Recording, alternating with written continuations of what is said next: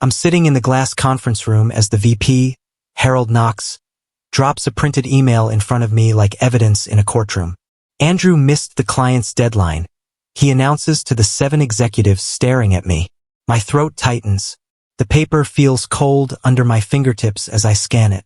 The email looks legitimate, my name in the sender field, the client's address in the recipient line, a message that sounds vaguely like my writing style. But something is wrong. I never sent this. I never even received the original request they're talking about. The room goes silent except for my heartbeat hammering against my ribs. Harold's arms are crossed, his expression mixing disappointment with what I can only describe as satisfaction. The other executives shift uncomfortably in their leather chairs. One woman taps her pen against her notepad. Another man clears his throat. I open my mouth to defend myself, but the words catch in my throat. How do you prove something didn't happen? How do you fight evidence that looks real but feels like poison? Harold exhales dramatically, leaning forward with his palms flat on the conference table. I trusted you with this account, Andrew, he says, his voice dripping with manufactured disappointment. The words land like punches. Around the table, executives stare at me with expressions ranging from confusion to outright disapproval. I can feel heat crawling up my neck, spreading across my face. My hands are trembling slightly, so I press them against my thighs under the table. The email in front of me looks real. The formatting is correct. The signature block matches mine. Even the tone sounds somewhat familiar. But something about it is off. The phrasing is too formal in some places, too casual in others. It's like someone tried to copy my voice but couldn't quite capture the rhythm. I want to scream that I'm being framed, that this is a setup, that someone is deliberately sabotaging me. But who would believe me? I have no proof. Just a gut feeling and a racing heart. Harold continues talking, but I can barely hear him over the roaring in my ears. I'm being executed in front of everyone, and I can't even defend myself. As Harold lectures me about accountability and professionalism, something clicks in my mind. This isn't just about one missed deadline or one lost contract. This is about the project I poured my soul into for 3 months. The contract I built from scratch, brick by brick, call by call, relationship by relationship. The project Harold barely touched except to show up at meetings where he could take credit. Now it's become his weapon against me. My name is Andrew Keller. I'm 32 years old, and I've worked at Meridian Solutions for 6 years. I started as a junior account manager and worked my way up through late nights, weekend calls, and relationships built on trust and reliability. Harold Knox became VP 2 years ago, promoted from another division. He's charming in meetings, smooth with executives, and ruthless when it comes to climbing higher. I've watched him take credit for other people's work before. I never thought I'd be his next victim. But sitting here, staring at this forged email, I realize the truth. He underestimated the wrong man, and I'm going to prove it. 3 weeks earlier, everything was different. The Hartwell account landed on my desk with a note from Harold. High priority. Make it happen. Hartwell Industries was a potential goldmine, a manufacturing company looking to overhaul their entire supply chain software. The contract was worth 7 figures and could lead to long-term partnership opportunities. I threw myself into it immediately. Late nights became normal. I'd leave the office at 9 or 10, sometimes later. I studied Hartwell's operations, their pain points, their competitors. I had calls with their procurement team, their IT director, their CFO. Each conversation built more trust. I remember one call that lasted 2 hours where their IT director, Marcus Chun, opened up about past vendor disasters. We need someone who actually listens, he said. I promised him I would. And I did. Harold appeared occasionally, swooping into meetings at the last minute to shake hands and flash his VP smile. He'd disappear just as quickly, leaving me to handle the actual work. I remember thinking he'd probably swoop in at the finish line to take credit. I had no idea he was planning something much worse. The meeting ends with Harold's final warning. Get it together, Andrew, or there will be consequences. Back at my desk, I sit frozen for several minutes. My computer screen blurs in front of me. Slowly, I become aware of the office around me. Conversations that stop when people notice me. Eyes that linger a moment too long. The gossip has already started spreading through the cubicles like wildfire. Sarah from accounting walks by without her usual greeting. Tom from sales glances at me, then quickly looks away. Even Jenna, who sits 2 desks over and usually chats with me about weekend plans, stays silent. The isolation feels physical, like I'm surrounded by an invisible wall. Around 3 in the afternoon, Harold emerges from his office. He makes a show of walking through the department, stopping at various desks to chat. When he reaches mine, he places a hand on my shoulder. The gesture looks supportive to anyone watching. "Tough break, buddy," he says loud enough for nearby colleagues to hear. His voice is sympathetic, but when I look up, I catch it. A flicker of a smirk, barely visible, gone in an instant. My jaw clenches. I force myself to nod. He pats my shoulder once more and walks away, leaving me with the bitter taste of humiliation. I stay late that night, long after most people have left. The office is quiet except for the hum of computers and the distant sound of the cleaning crew's vacuum. I'm reviewing my email folders obsessively, searching for the message the client supposedly sent. The one I supposedly ignored. It doesn't exist. I check my inbox, my sent folder, my trash, even my spam. Nothing. At exactly 8:14 p.m., my computer chimes with a new email. The sender name makes my heart skip. Marcus Chun from Hartwell Industries. The subject line reads, "Checking in, Tuesday request?" My hands shake slightly as I open it. Marcus's message is brief but confusing. "Andrew, is everything okay? We still haven't received your response to Tuesday's request about the modified payment terms. The team is getting concerned. Can you give us an update?" My stomach drops. Tuesday? What Tuesday request? I received nothing on Tuesday. I scroll down and see that Marcus has forwarded the original message chain. My breath catches in my throat. There, in the forwarded emails, is a message from Hartwell sent Tuesday morning at 9:47 a.m. A clear, specific question about adjusting payment milestones. And below it, a response. From my email address.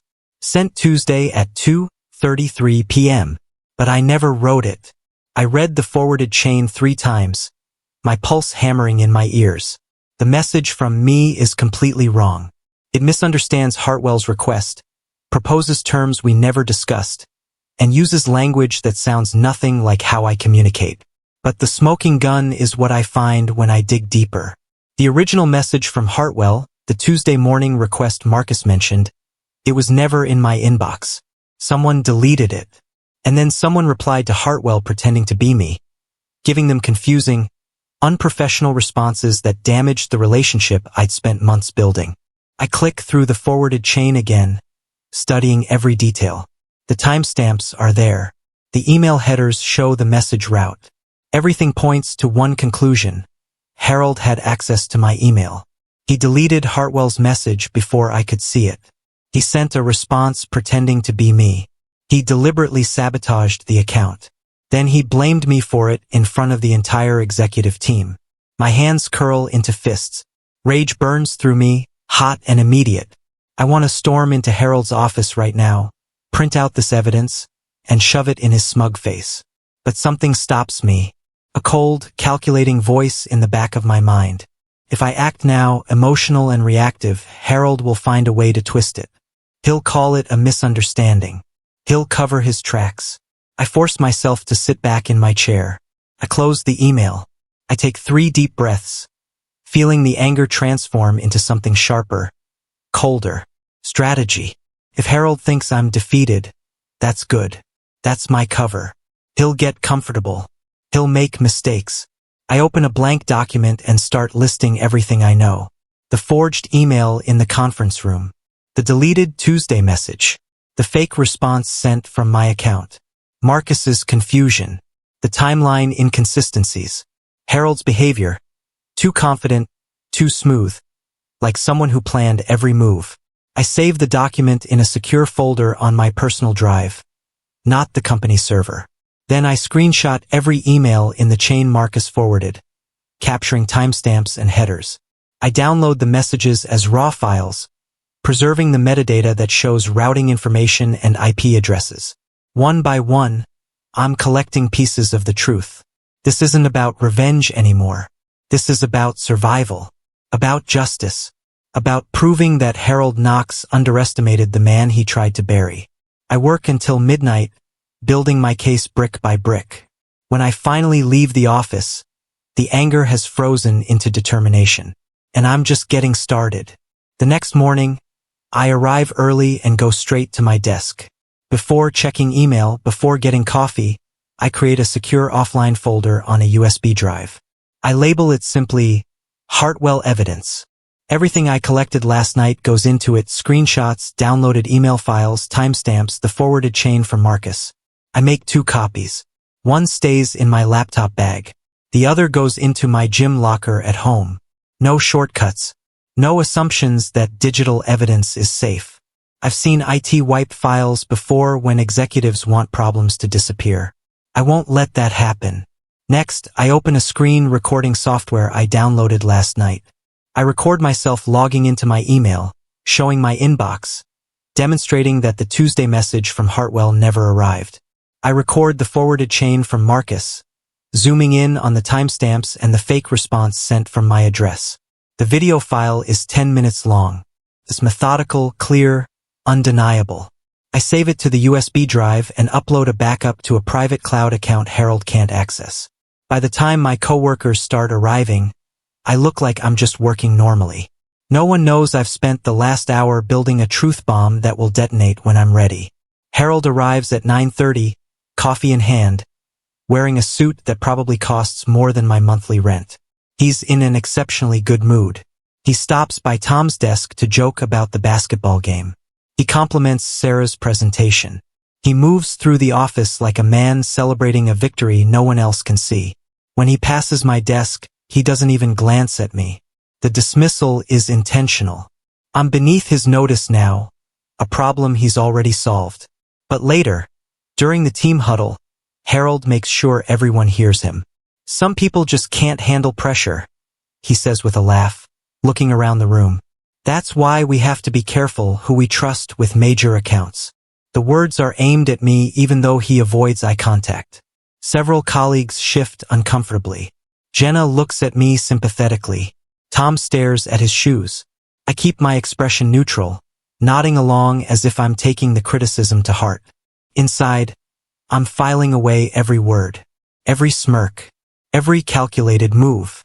After the huddle, I watch Harold return to his office. Through his glass door, I see him on the phone, laughing. He leans back in his chair, feet up on his desk. He thinks he's untouchable. That tells me everything. He's scared I'll find something. He should be, because I already have. At lunch, I'm sitting alone in the break room when someone slides into the chair across from me. Tessa Morgan, a coordinator from operations. We're not close, but we've always been friendly. She glances around to make sure no one is listening, then leans forward. Andrew, she says quietly, I need to tell you something. My heart rate picks up. What is it? Tuesday night, late. I was working on the quarterly reports and I saw Harold in the server room. She pauses, choosing her words carefully. He was talking to someone from IT. I couldn't hear everything, but I heard him ask about wiping message logs, about making sure deleted emails stay deleted. The words hit me like electricity. I lean forward. Are you sure? Tessa nods. I thought it was weird, but I didn't think much of it until this morning when I heard what happened with you and the Hartwell account. Andrew, I don't think what happened to you was an accident. Puzzle piece clicks into place. Harold didn't just delete my emails. He tried to cover his tracks by wiping the server logs. But did he succeed? Tessa, I say carefully, would you be willing to tell someone else what you saw if it becomes necessary? She hesitates, then nods. If it means stopping him from hurting someone else, yes. After lunch, I schedule a meeting with HR. Not an accusation, not a formal complaint. Just a clarification about the Hartwell situation. The HR director, Patricia Reynolds, is a careful woman in her 50s who's seen every kind of workplace drama. She listens as I explain the timeline, staying factual and calm. I received a forwarded email from the client last night. I tell her, showing messages I never saw and a response I never sent. I show her Marcus's forwarded chain on my laptop. I don't mention Harold by name. Not yet. Patricia's eyebrows rise as she reads. She's smart enough to see the implications without me spelling them out. This is concerning, she says, making notes. Do you have any idea how this could have happened? I choose my words carefully. I think someone with access to my email account may have deleted messages and sent responses pretending to be me. But I need to gather more evidence before I make any formal accusations. Patricia studies me for a long moment. Andrew, if you find anything else, anything concrete, bring it directly to me. This is exactly the kind of situation we need to address immediately. She pauses. In the meantime, I'm going to ask IT to run an audit of your email account access. Just to be safe. Perfect. I thank her and leave, feeling the first solid piece of institutional support clicking into place. Over the next 2 days, Harold's behavior shifts.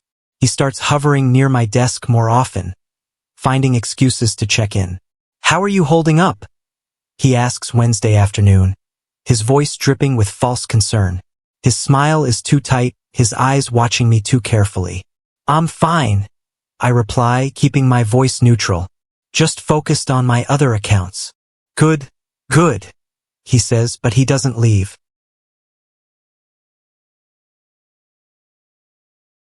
Thursday morning, Harold calls me into a quick meeting. Just the two of us in a small conference room. He talks for 10 minutes about accountability, about learning from failures, about he lingers, glancing at my computer screen. No hard feelings about the meeting, right? Sometimes these things happen. We all make mistakes. The words are meant to sound reassuring, but they land like threats. He's probing, trying to figure out if I suspect anything. Trying to assess whether I'm a continued problem or a neutralized threat. No hard feelings, I lie. He nods, satisfied, and walks away. But I notice he checks back twice more before the end of the day. On rebuilding trust. He leans back confidently, like a mentor dispensing wisdom.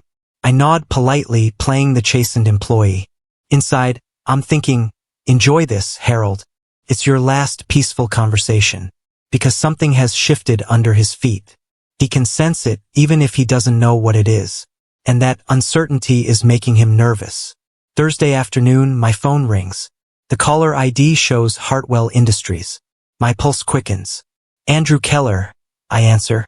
Andrew, it's Marcus Chun. His voice is warm but concerned. I wanted to call you personally. Something's been bothering me about this whole situation. I close my office door and sit down. What do you mean?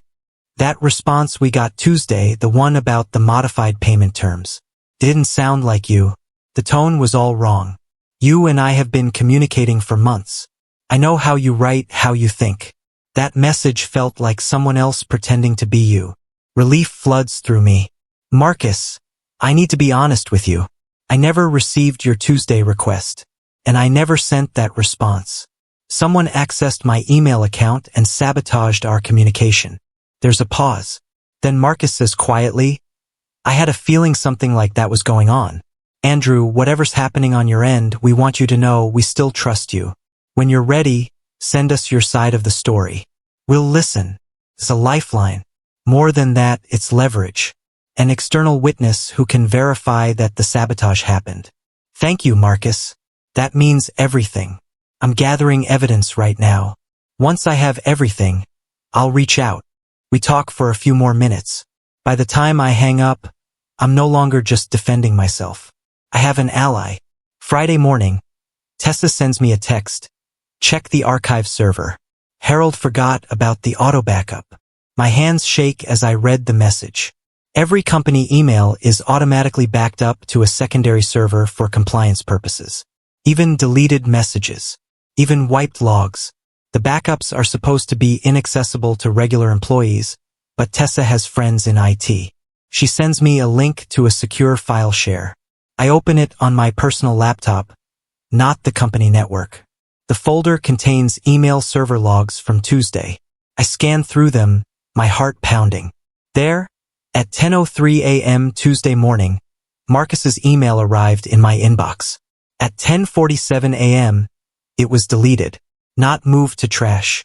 Permanently deleted. The deletion was executed from an IP address that doesn't match my workstation. I cross-reference it with the IT directory. The IP belongs to Harold Knox's office computer. At 2:33 p.m., a response was sent from my email address. The server log shows the message originated from Harold's IP address, not mine.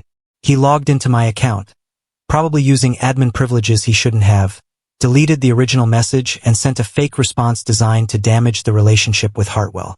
Then he tried to wipe the logs, but he forgot about the backup server. I lean back in my chair, staring at the screen. Timestamp, IP address, full audit trail.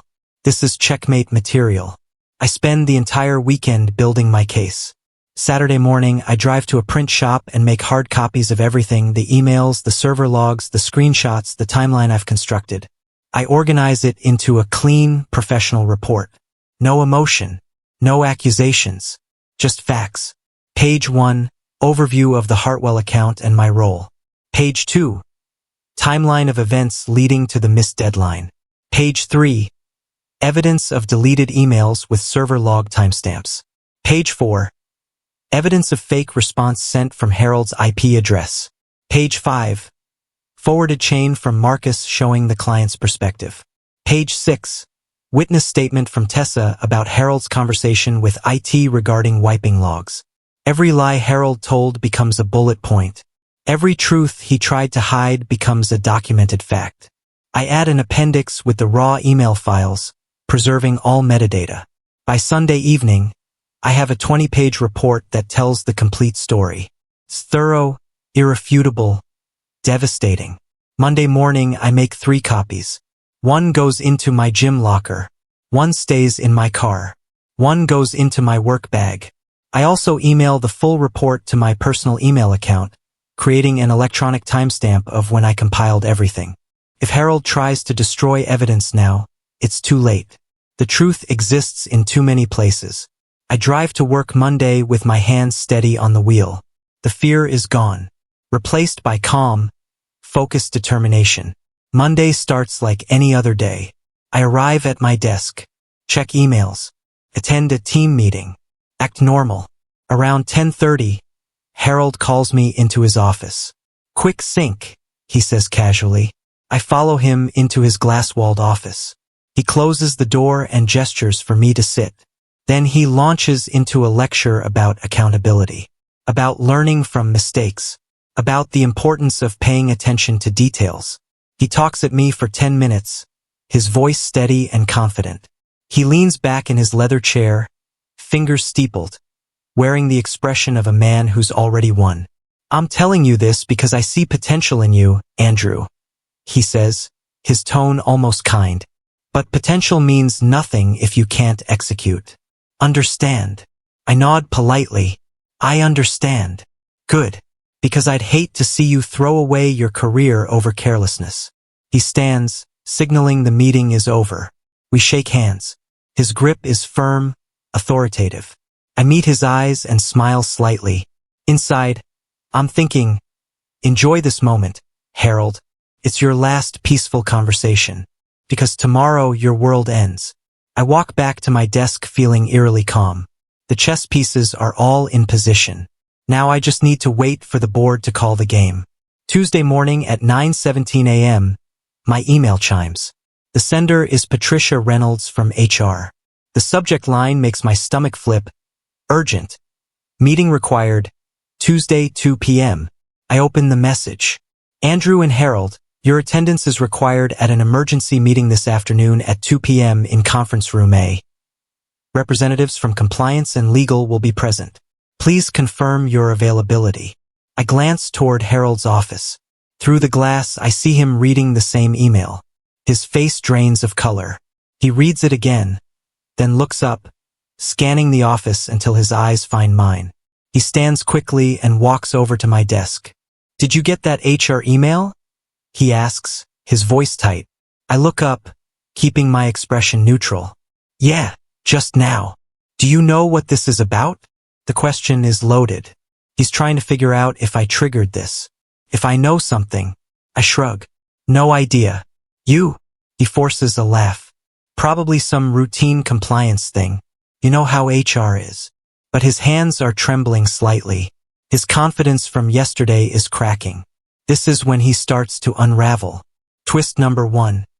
He realizes he's being called to account, but he doesn't know how much I know or how much evidence exists. The uncertainty is eating him alive. I watch him walk back to his office, his stride less confident than before. He closes the door and picks up his phone, probably calling his own contacts, trying to figure out what's happening. I turn back to my computer and calmly confirm my attendance at the meeting. Then I pull up my report, making sure I have everything ready. At 1:45 p.m., I arrive at conference room A. It's one of the larger rooms, usually reserved for important client meetings. Patricia Reynolds is already there, setting up a laptop. She nods at me. Andrew, take a seat. I sit, placing my folder on the table in front of me. Harold arrives 5 minutes later, wearing a forced smile. He sits across from me. At exactly 2 p.m., the door opens. Patricia is joined by David Brennan from Legal and Monica Chun from Compliance. I wasn't expecting them. Then the door opens again. 2 board members walk in, Susan Park and Richard Brennan. My heart skips. This isn't just an HR meeting. This is a formal investigation. Harold's face goes pale. He shifts in his seat, tugging at his collar. The confidence he wore this morning has vanished completely. Thank you both for coming, Patricia begins. We're here to discuss serious allegations regarding the Hartwell account and potential misconduct involving email communications. She looks at Harold, then at me. Andrew, I understand you have information to present? This is twist number 2. The meeting has escalated beyond anything Harold expected. The audience for his downfall just got much bigger, and he's starting to realize he might be in serious trouble. I nod calmly. Yes, I do. Would you like me to start now? Patricia gestures for me to proceed. I open my folder. Harold swallows hard. The room waits. I slide my report across the table. Copies go to Patricia, David, Monica, and the 2 board members. Harold doesn't get one. 3 weeks ago, I was assigned the Hartwell Industries account. I begin, my voice steady. I spent months building a relationship with their team. Last Tuesday, Hartwell sent an email requesting clarification on payment terms. I never received that email. However, a response was sent from my account. A response I never wrote, that damaged our relationship with the client. I open my laptop and pull up the forwarded email chain from Marcus. The client forwarded me the original message chain. As you can see, there's a clear timeline. Hartwell's request arrived Tuesday morning. A response was sent that afternoon. But I never saw the original request because it was deleted from my inbox before I could read it. Patricia leans forward, studying the emails. I continue. I asked IT to check the server logs. What they found was concerning. I distribute printed copies of the backup server logs. At 10:47 a.m. Tuesday, the original email from Hartwell was permanently deleted from my account. At 2:33 p.m., a response was sent. Both actions originated from an IP address that doesn't belong to my workstation. I pause, letting that sink in. The IP address belongs to Harold Knox's office computer. The room falls silent. Harold's face goes from pale to red. This is taken completely out of context, he stammers. There could be a dozen explanations. Let Andrew finish, Susan Park says quietly. Harold closes his mouth. His hands grip the edge of the table. I continue calmly. Additionally, I have a witness who saw Harold in the server room Tuesday night, asking IT staff about wiping email logs, about making sure deleted messages stayed deleted. Monica from Compliance writes something in her notes. David from Legal's expression is stone. I pull up the final piece of evidence, the email Harold presented in the original meeting, the one claiming I missed the deadline. This email, which Harold used to blame me publicly, was created using information from the deleted message. Information I never had access to. The only way Harold could have known those details was if he deleted the message himself and read it before I could. Patricia looks at Harold. Harold, do you have a response to these allegations? Harold's face is bright red now. He opens his mouth, then closes it. Finally, he says, I was trying to help. Andrew seemed overwhelmed. I thought if I handled some of his emails, by deleting them and responding incorrectly. Susan Park's voice is ice cold. That's not help. That's sabotage. Harold's composure cracks. This is a misunderstanding. The systems must have glitched. Maybe someone else accessed my computer. The audit trail is clear, Monica interrupts. These actions came from your account, during hours when only you were logged in. Harold looks around the table desperately, searching for an ally. He finds none. Twist number 3. He realizes no one believes him. No one is on his side. He's completely alone. Patricia speaks carefully. Harold, these are very serious allegations. Before we proceed, I'd like to verify the facts with an external source. Andrew, you mentioned the client forwarded you these messages. Would Hartwell Industries be willing to speak with us? I nod. I believe so. Marcus Chen, their IT director, specifically told me he felt something was wrong with the responses he was receiving. Patricia looks at David. Can we conference him in now? David nods and dials. 30 seconds later, Marcus's voice fills the room through the speakerphone. Patricia explains the situation briefly, then asks, Mr. Chun, can you confirm whether you sent a message to Andrew Keller last Tuesday morning requesting clarification on payment terms? Yes, Marcus replies. We sent it at 9:47 a.m. your time. And did you receive a response? We did that afternoon, but it didn't sound like Andrew at all. The tone was off, the terminology was wrong, and the proposed solution didn't match anything we discussed. That's why I reached out to Andrew directly. I suspected something had gone wrong on their end. Patricia glances at Harold. Mr. Chun, in your months of working with Andrew, did you ever have communication issues like this before? Never. Andrew was professional, responsive, and detail-oriented. That Tuesday response was completely out of character. That's how I knew something was wrong. Harold slumps in his chair. Marcus's testimony is the final nail. Twist number 4. External confirmation from the client himself, destroying any remaining doubt. Thank you, Mr. Chun, Patricia says, ending the call. Harold tries one last time.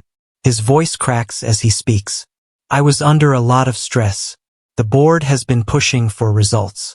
I thought if I helped streamline Andrew's communications. You deleted client messages and sent unauthorized responses. David from legal interrupts. Then you tried to cover it up by wiping server logs. Then you publicly blamed Andrew for your mistakes. That's not. I didn't mean. Harold's words tumble over each other. Monica from compliance opens her laptop. Harold, the audit logs show deliberate, intentional actions. You accessed Andrew's account using elevated privileges. You permanently deleted emails. You sent messages impersonating him. Then you attempted to destroy evidence of those actions. This isn't stress. This is calculated misconduct. Susan Park leans forward. Harold, you're suspended effective immediately pending a full investigation. We'll need your building access badge and company laptop. Harold's mouth opens and closes. No words come out. Security is called. Within minutes, 2 officers arrive.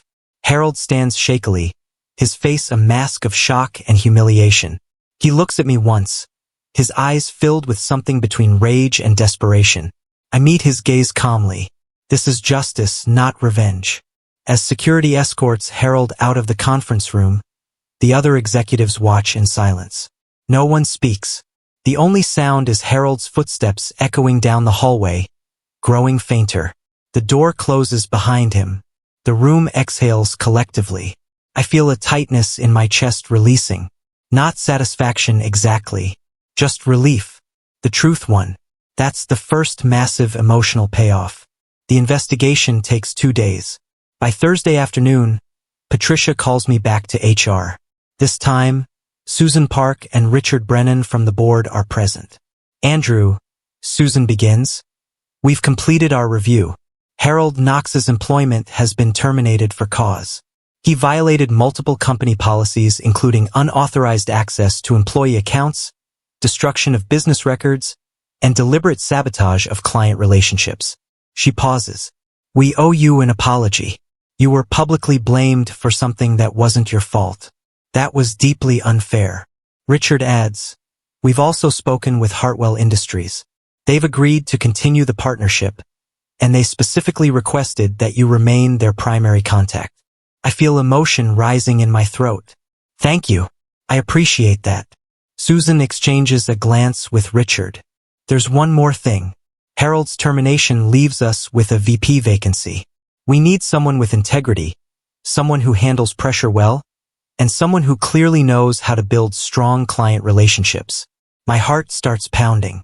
Andrew, Richard says, smiling slightly, we'd like to offer you the vice president position, if you're interested. The words hit me like a wave. The tightness in my chest isn't fear now. It's relief, validation, triumph. Everything I worked for, everything Harold tried to take from me, is being handed back, along with the role he lost. I'm very interested, I managed to say. Susan smiles. Good. We'll work out the details tomorrow. For now, just know that we recognize what you've been through, and we value what you bring to this company. I walk out of that meeting feeling 10 feet tall. That's the second massive emotional payoff. Not just vindication, but actual reward for surviving the storm. 3 weeks pass. I'm settling into my new office. Ironically, the one Harold used to occupy. I've changed the layout completely, made it my own space. The Hartwell account is thriving. Marcus and I had a long call where he apologized for the confusion and praised my handling of the situation. Other clients have started requesting me specifically. The team seems more relaxed now, more honest. Tessa stops by one afternoon with coffee. I'm proud of you, she says simply. Thank you, I tell her. I couldn't have done this without you. She shrugs. You would have found the truth eventually. I just helped speed it up. One Friday evening, I'm packing up to leave when Patricia stops by. Harold's been trying to reach out, she mentions casually, through mutual contacts. He's trying to tell his side of the story, paint himself as the victim. I close my laptop and look at her. Has he contacted me directly? No. I think he knows better. I nod. Good. Because I don't need to respond. I don't need to defend myself anymore or engage in his narrative. My work speaks louder than his excuses ever could. Patricia smiles. That's the right attitude. I walk out of the office that evening feeling something I haven't felt in months. Peace. Harold tried to destroy me. He weaponized his position, my trust, and the systems meant to protect employees. He thought he could bury me under lies and forged evidence. But he underestimated one critical thing. The truth doesn't stay buried. And when you build your case with patience, evidence, and integrity, justice doesn't just arrive. It thunders in. I don't need revenge. I don't need the last word. I just need to keep doing what I've always done. Build relationships, do excellent work, and let my reputation speak for itself. Because in the end, that's the best revenge of all. Sometimes the best response to people who try to destroy you is letting their own actions do the job. Harold built his career on taking credit and shifting blame. That same arrogance buried him. And I'm still standing.